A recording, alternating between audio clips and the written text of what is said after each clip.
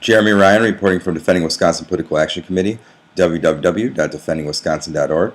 I am here in my apartment. The video you're about to see shows I took a trip today to Chicago with the lovely folks at ASO, and we went to Chicago and we met with Rev Jesse Jackson. Now I do want to note that we had a wonderful time here. I do, I do still think that the revolution idea that I had posed is a good one. The fact of the matter, as he says, we got to keep it peaceful. He discouraged against it, but he seemed to be under the notion that it would be hard to keep it peaceful. So long as we do, then I think it's still good. But I asked him a question on that and shared his opinion. And then in the end, he has a message for all of the protesters and all of the people of all of the states affected. So please watch and enjoy. Jeremy Ryan from Defending Wisconsin Political Action Committee, www.defendingwisconsin.org. Thanks. Jeremy Ryan reporting from Defending Wisconsin Political Action Committee, www.defendingwisconsin.org. How's it going, Defending Wisconsin? So you, Jerry, from ASO. ASO. Our buddies at ASO. Get It Done Committee. They also have meetings. Yeah, no joke. Yeah. We're meeting and like organizing. Yep. Throwing that out there. Yeah. Hey, our newest member of the ASO right here, Mr. Mandela. Nice. Milwaukee Arm. All right, sounds good. Good to meet you. Jeremy Ryan. All right. I was told there would be pie. Let's face it, T, if we told you there was pie everywhere, something. I'd be everywhere. All the time. You'd never be late.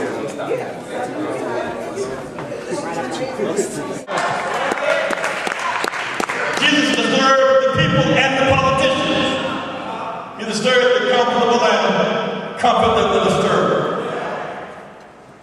Beneficiaries are often ungrateful. Can you imagine dying for the ungrateful? Those who said Hosanna for 1 week, and the government did a bunch of press releases, and the same folk that said thank you said damn you. The same folk that said Hosanna said crucify him. Said government propaganda can turn the people against him. Don't let the king down the barrel of popular black men. There were churches who let him come in the pulpits. He got kicked out of his own denomination. Civil rights leaders turned on him because he challenged the Democratic Party. When he challenged the Democratic Party, the Democrats turned on him. And there were blacks in the Johnson administration who turned up. They all loved him, April 5th, but not April 4th. That's why I'm angry, because those who attacked him in the press say he's not knowledgeable about foreign policy. By what authority does he speak? Why does he keeps on complaining? So whenever you choose the path of God, it may be a long journey, a short journey. If you're going to make the crooked way straight, pick up that cross. Go the higher route. Jesus moved on. What we do, we had a glorious weekend because our kids went away to college. It's amazing how many of these inner city youth live in Chicago. University of Chicago is 6 blocks down the street. They've never seen that college. They've never seen it. First was just kind of back in the enclave no more. They've never been to Northwestern's campus. They've never been to Paul. They've never seen a college before. Really. A lot of them have never seen Lake Michigan. And 18 years old. So the 1 week tour is a big deal of it. I mean, they see something, they inspire them to do something. So that was that part of it. And so we're trying to cultivate them in a certain kind of way. So that's that group. The other is that I'm anxious for us to figure out how to follow up on the Wisconsin fight. Because that's just the beginning link of a much more major fight for you to engage in this summer and this fall. I remember in 1960, around this time, as a matter of fact. When SNCC was organized in Raleigh, and we know our mission was much bigger than when we got started. We had to get bigger than that real fast. And we need to have a session, hopefully between now and the convention. Should spend some time at the convention, work out some deal for transportation, lodging, stay on top of each other, like at the Capitol, some kind of way we can stay together. But reach out to other students in the Wisconsin, Illinois, Minnesota, zone, so we can form a much bigger organization. Because unless you do that, these fees, these tuition fees, are going to keep eliminating you. That's a big fight all by itself, right? For the rich people, taxes are going down, and fees are going up. Late parking fees, and stopping the highway fees, and bank fees, in other words, saying taxes. So for you, the taxes are going up, the rich folks' taxes are coming down. So we need to be organized, begin having some demonstration on campuses around the issue of access to college. Students in Britain are already there. They're already fighting that fight because they just simply refuse to be locked out of college because a lot of the time the fees go up, but the quality of education doesn't go up. Nothing happens except they're in the race who can make the most money. So that's a bit of what you got with this fall. And also, we've been so caught up in the states' rights stuff. The war in Libya is terrible, y'all. That's a terrible war. It's one we can't win either. And if we do win, it means killing a lot of innocent people just to make our point, because we got the power to take over government, knowing that Gaddafi is full of tyranny, but unless you can fight tyranny with tyranny and come up with a good end. That's that piece of it. The third piece is that while you're looking at Walker on the Wisconsin side, last week we spent the better part of the week in Michigan, more draconian than Walker. Snyder has used his legislative assembly business to train 70 takeover artists, emergency managers. And if he determines the city's fiscal responsibility does not meet his definition, he has the power, based on that legislative vote, to send in a takeover artist. All the mayor can do in Ben Harbor is to convene a city council meeting and dismiss it. He did nothing else. He absolutely stripped his power, which means that the voters were stripped of their vote. He can then determine all union contracts null and void. Boom, and use that power that way. And then that same person can unilaterally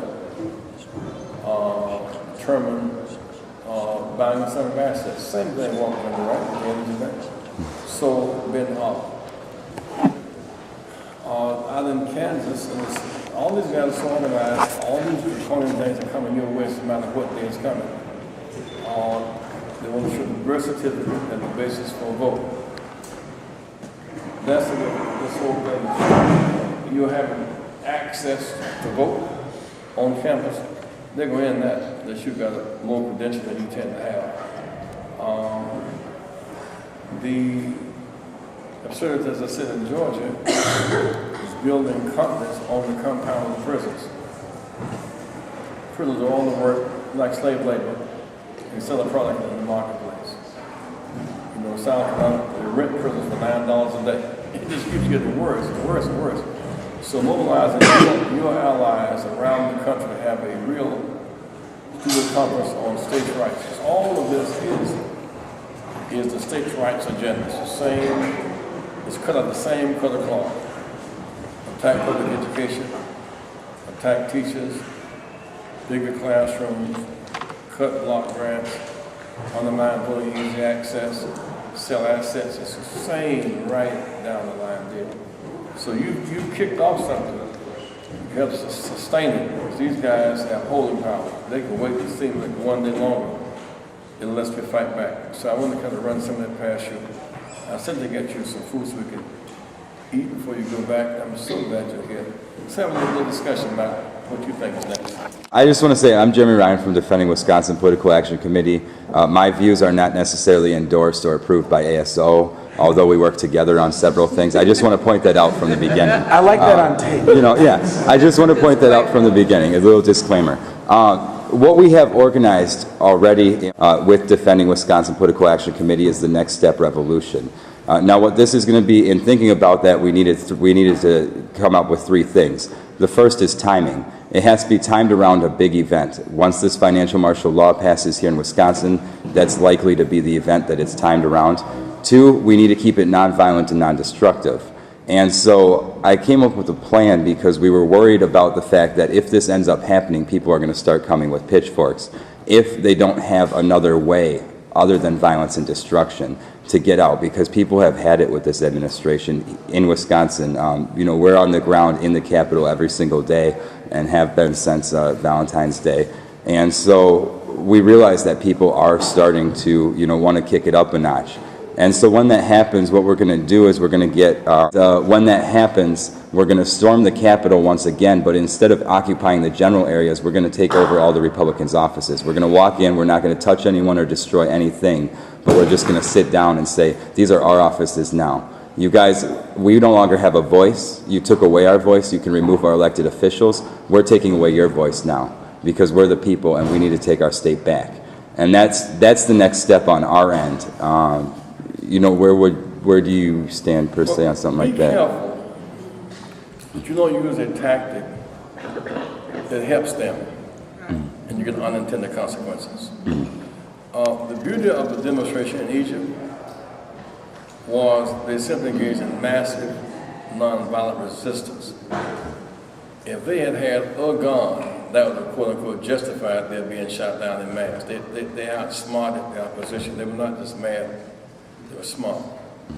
And that's the beauty of nonviolent discipline. I think, for example, the massive voter turnout that we saw April 5th works. We just simply need more of it. I further am convinced that the recall movement, properly focused, can work.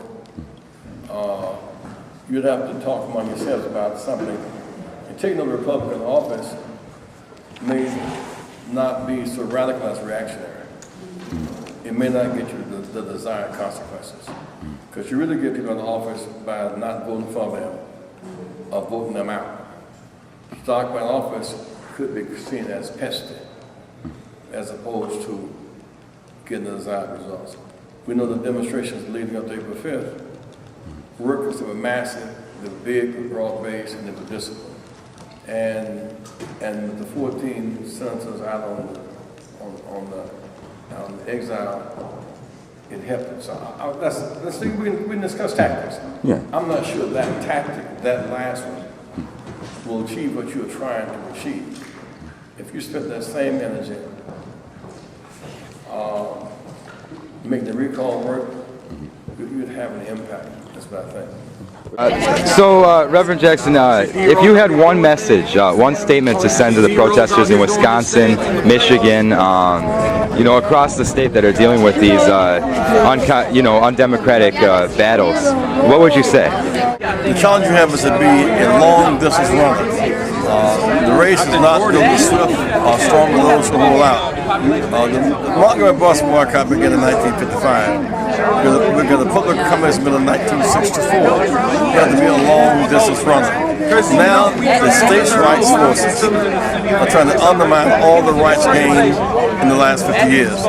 So they're trying to undermine workers' right to collect in the bargain. Attempt to make voter access more difficult, voter ID, an attempt to use emergency matters to displace and decimate democracy and elected officials. And so this is a great moment for students to fight for three things. One, the student loan reduction. He's doing his thing though. Forgiveness of student loans. The increasing tuition and increasing Pell Grants. This is a great moment to fight back. For God's sake, maintain your right to vote as students before you attend school. Well, thank you.